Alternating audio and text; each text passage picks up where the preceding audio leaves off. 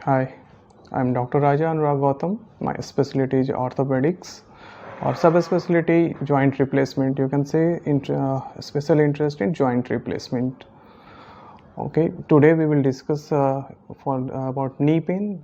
I've selected topic knee pain because this is so much prevalent in our society. कहना ये है कि मैं कहना ये चाह रहा हूँ कि नी पेन अपनी सोसाइटी में काफ़ी ज़्यादा है। हर एक दूसरे आदमी को 45 ईयर एज के बाद नी पेन का कंप्लेन रहता है। तो बोन एंड जॉइंट वीक पर इसके बारे में डिस्कस करना चाहता हूँ। आप लोग को भी कुछ बेनिफिट हो, हम लोग भी सोसाइटी के कुछ बर्डन को कम कर सकें आप लोग की हेल्प से और आप लोग हम लोग की हेल्प से।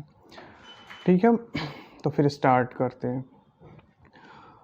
नी पेन सबसे पहले स्टार्ट होता है पटेलोफीमोरल कंपार्टमेंट से। नी में एक्चुअली 3 कंपार्टमेंट होते हैं। उसमें एक है पटेलोफीमोरल कंपार्टमेंट, दूसरा मीडियल कंपार्टमेंट, तीसरा लैटरल कंपार्टमेंट। तो पटेलोफीमोरल कंपार्टमेंट आगे का पार्ट होता है, जिसे आम बोलचाल की भाषा में चक्री वाला पार्ट कहते हैं। पटेला उस बोन का नाम होता है। तो ये आपको कैसे मालूम होगा कि पटेलोफीमोरल आर्थराइटिस है? So sign and symptom will be there like knee movement will be painful when you will do knee movement like special movements, up stair movement, सीढ़ी चढ़ना, बैठे हुए पोजीशन से खड़े होना, standing from the sitting position will cause pain in the anterior aspect of knee। घुटने के आगे वाले हिस्से में पेन होगा। तो ये आपको बताएगा कि ये बिगनिंग हो चुका है आर्थराइटिस का। तो ये पटेलोफीमोरल आर्थराइटिस से स्टार्ट होता है। मोस्टली मीडियल कंपार्टमेंट से भी हो सकता है, बट मोस्टली पटेलोफीमोरल से होता है। तो जब भी ये पेन हो आपको अलर्ट हो जाना होगा। तो जब भी सीढ़ी चढ़ने में पेन हो रहा हो, चेयर पर बैठे हों, वहाँ से स्टैंडिंग पोस्चर चेंज कर रहे हैं, खड़े हो रहे हैं, उसमें पेन हो रहा हो, टॉयलेट पर से स्टैंडिंग पोजीशन हो रहा हो, उस समय पेन होता है। मोस्टली यही कंप्लेन रहता है पेशेंट का। अगर इसको इग्नोर किया जाए तो फिर फर्दर मीडियल कंपार्टमेंट मतलब घुटने के अंदरूनी हिस्से में पेन स्टार्ट होगा। तो वो अगला स्टेज में आता है। मेरा कहना है कि जब भी पटेलोफीमोरल कंपार्टमेंट इन्वॉल्व हो एंटीरियर एस्पेक्ट ऑफ नी के अगले वाले हिस्से में पेन स्टार्ट हो, उसी समय अलर्ट हो जाना है। अलर्ट होकर करना क्या है? सबसे बेहतर है अपने क्लिनिशियन, जो भी फैमिली डॉक्टर हो या फिर ऑर्थोपेडिशियन से कंसल्ट करना होगा आपको उस समय। तो वो डायग्नोसिस करेंगे कुछ क्लिनिकल एग्जामिनेशन से, कुछ हो सकता है तो इन्वेस्टिगेशन करेंगे। ब्लड के इन्वेस्टिगेशन भी होते हैं, कुछ एक्सरे होते हैं, रेडियोलॉजिकल इन्वेस्टिगेशन। ब्लड इन्वेस्टिगेशन इसलिए होता है कि कुछ कोमॉर्बिडिटी जैसे ब्लड प्रेशर और डायबिटीज़, ये सब पेशेंट में अगर है तो ये सब प्रॉब्लम पहले आ जाता है। तो डायग्नोसिस में मदद मिलता है कि ये हो सकता है, कम एज में भी हो सकता है। तो स्टार्ट वहीं से होता है कि डायग्नोसिस होगा। और इससे जो नी पेन के बारे में डिस्कस करने का एक मेजर एस्पेक्ट ये भी है कि जो पब्लिक के बीच में एक मिथ है कि नी पेन स्टार्ट हुआ तो ठीक नहीं होगा। सर डॉक्टर के पास जाएंगे, स्पेशली सर्जन के पास, और उसमें भी हम लोग जैसे लोग के पास नी रिप्लेसमेंट सर्जन वाले के पास तो सीधे रिप्लेसमेंट का सजेशन देंगे और नी रिप्लेसमेंट सक्सेसफुल नहीं होता है। ऐसा भ्रांति है लोगों के बीच में, but I will say this is myth और this is not true that we are only doing surgery. So सिर्फ सर्जरी ही ऑप्शन नहीं है, हम लोग सिर्फ सर्जरी ही नहीं करते हैं। नी रिप्लेसमेंट सर्जन है, बट पहला कोशिश होता है नी प्रिजर्व करना, नी प्रिजर्वेशन। उसके बाद ही सर्जरी के लिए प्रोसीड करते हैं अगर प्रिजर्व करने लायक नहीं हो तो मैक्सिमम केस में अगर 100 नी हम लोग के पास आते हैं, 100 पेशेंट आते हैं तो 90 पेशेंट को हम लोग प्रिजर्व कर लेते हैं, मतलब नी रिप्लेसमेंट से बचा सकते हैं या डिले कर सकते हैं। बस पेशेंट को समय पर आना है और फॉलो अप करना है प्रॉपर वे में जैसे बताया गया। तो उसके भी तरीके होते हैं, जैसे अर्ली स्टेज है तो अर्ली स्टेज में नी प्रॉब्लम लेकर आए, नी आर्थराइटिस लेकर आ रहे हैं, तो उसका होता क्या है कि लाइफ स्टाइल मॉडिफाई करना है। जो जो प्रॉब्लम, जो जो एक्टिविटी नी को डैमेज कर रहा हो उसको प्रिवेंट करते हैं। तो नी डैमेज करने वाली कुछ एक्टिविटीज़ हैं। So mostly patient to patient vary करता है, बट यूजुअली नी का हाइपर फ्लेक्शन कर सकते हैं। हाइपर फ्लेक्शन ऑफ नी और एक्सेस बेंडिंग उसको एग्रावेट करता है। तो we will find out that what is the exact cause. और एग्जैक्ट काउज आपका क्या हो रहा है जो आपके नी को डैमेज कर रहा है, तो उसको प्रिवेंट करेंगे, उसको स्टॉप करेंगे या फिर मॉडिफाई करेंगे। तो सबसे पहला तो ये मॉडिफिकेशन करते हैं, लाइफ स्टाइल मॉडिफिकेशन। उसके बाद भी अगर किसी का डैमेज है, if he or she is having further damage, then we will ask for physiotherapy. Next stage second part हो जाता है फिजियोथेरापी का। तो फिजियोथेरापी से भी उसको कुछ हद तक रिवर्ट कर सकते हैं, ज़्यादा नहीं लेकिन कुछ हद तक, एकदम अर्ली स्टेज में होंगे तो। उसके बाद अगर वो फिजियोथेरापी भी नहीं उतना इफेक्टिव हो रहा है तो फिर तीसरा स्टेप होता है इंट्राआर्टिकुलर इंजेक्शन का, जिसमें स्टेरॉइड भी दिया जाता है, पीआरपी भी दिया जाता है और विस्को सप्लीमेंटेशन भी है। पीआरपी के बारे में आप लोग को भी मालूम होगा, अभी का रिसेंट है कि रीजनरेट करता है। नी आर्थराइटिस के बारे में फिर से एक बार थोड़ा डिटेल करता हूँ।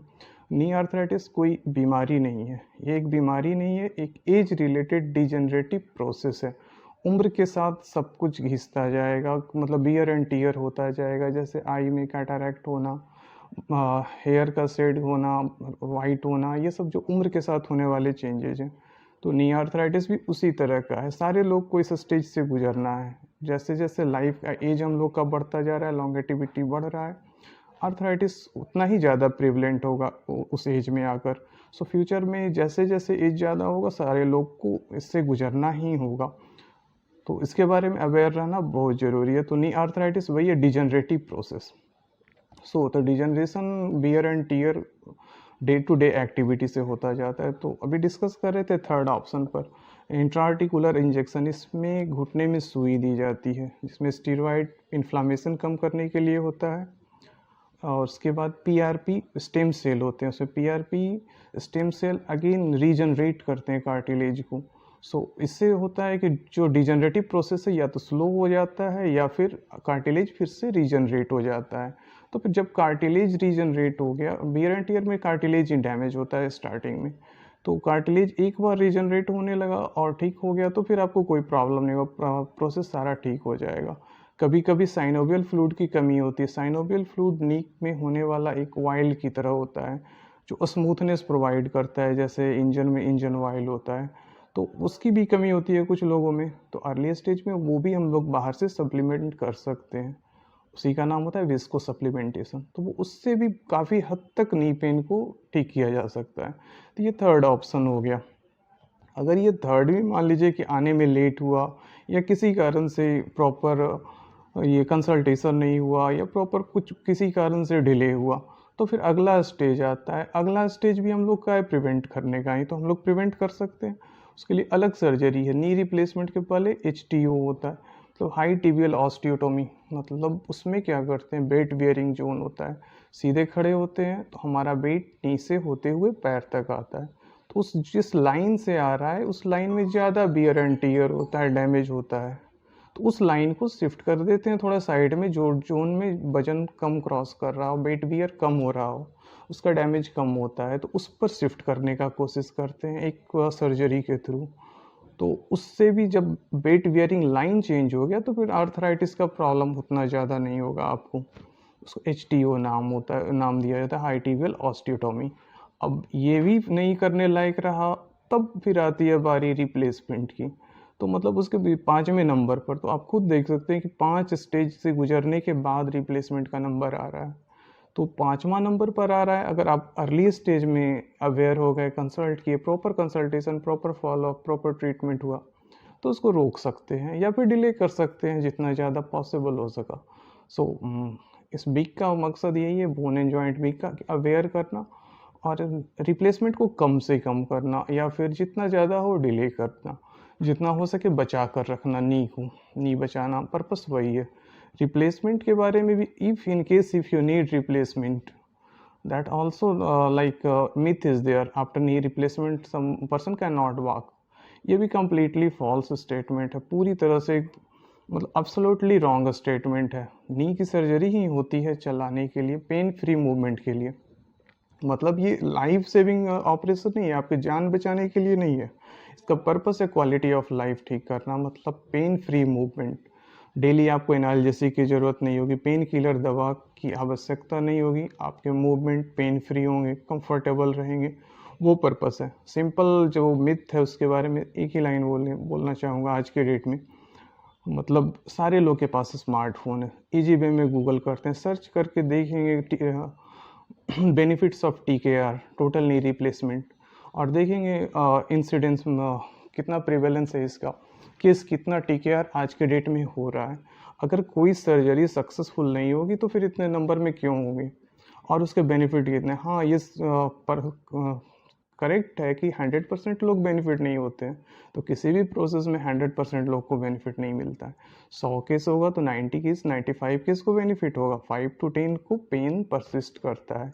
तो उसके भी डिफरेंट कारण हो सकते हैं कि क्या क्या इंडिकेशन था, पेशेंट का अपना कोमॉर्बिडिटी क्या है, पेशेंट कितना फॉलोअप किया, क्या उसका लाइफ स्टाइल है, ये सब भी मायने रखता है। ऐसा नहीं सीधा कि TKR के बाद पेशेंट नहीं चल सकता है, वैसा कुछ नहीं, उससे बेनिफिट ही होता है। आप खुद गूगल करके देख सकते हैं कितना बेनिफिट है। ओके, हम चाहेंगे कि आपका कंसल्टेशन रेगुलर हो। जैसे ही ज़रूरत हो कि नी में कुछ भी प्रॉब्लम हो, इमीडिएट कंसल्ट करें अपने क्लिनिशियन से। We are always there to help you, but need your support. Just you have to come where, rest is our job. बस आपको आना है, अपना प्रॉब्लम बताना है, इजी वे में डिस्कस कर सकते हैं सारे ऑप्शन, किस स्टेज पे नहीं है, फिर फर्दर उसके अकॉर्डिंग प्लान कर सकते हैं। So just wishing U A pain free knee. Thank you.